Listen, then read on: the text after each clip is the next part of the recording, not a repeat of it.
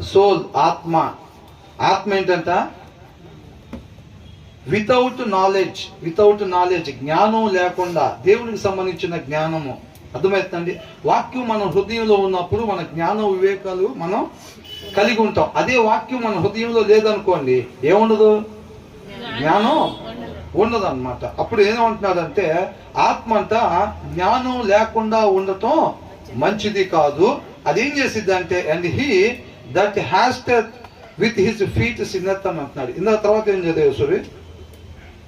జ్ఞానం లేకుండా ఉండటం మంచిది కాదు అని అంటే, ఆత్మ దేవుని వాక్యం లేకుండా ఉండకూడదు. ఎలా ఉండాలంట ఆత్మ? మనుషుల ఆత్మ ఎలా ఉండాలంట? నిత్యము వాక్యం కలిగే ఉండాలి. వాక్యం లేకుండా ఉండటం అసలు మంచిది కాదు.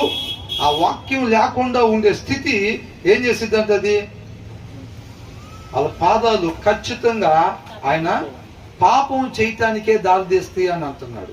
అర్థమవుతుందండి?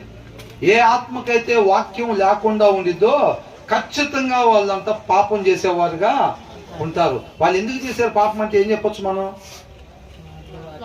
వాక్యం లేదు కాబట్టి. అర్థమవుతుందండి? తెలుగులో చదవండి ఒకసారి.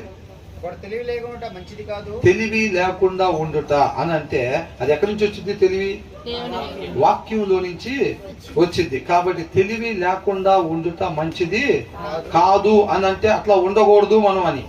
హృదయంలో వాక్యం లేకుండా ఎప్పుడు కూడా ఉండకూడదు. సోల్ అని రాశారనమాట. ఇది ఆత్మకు సంబంధించింది.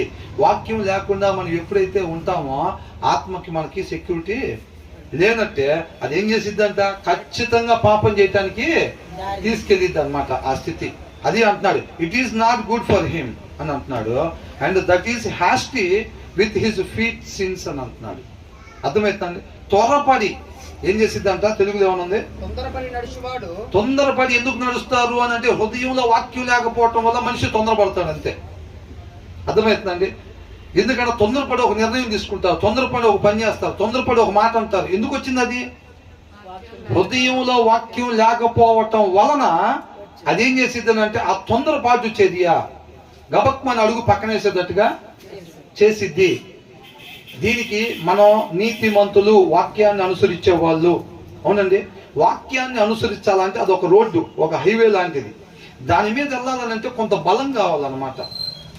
ఆ బలమే వాక్యం. వాక్యం లేకపోతే ఏమైందని అంటే అది ఆ రోడ్డు దిగిపోయిద్ది అనమాట. అర్థమవుతుందండి? ఆ రోడ్డు దిగిపోయిద్ది. తర్వాత ఏమైంది? రోడ్డు దిగిపోతే ఇప్పుడు ఏంటంటే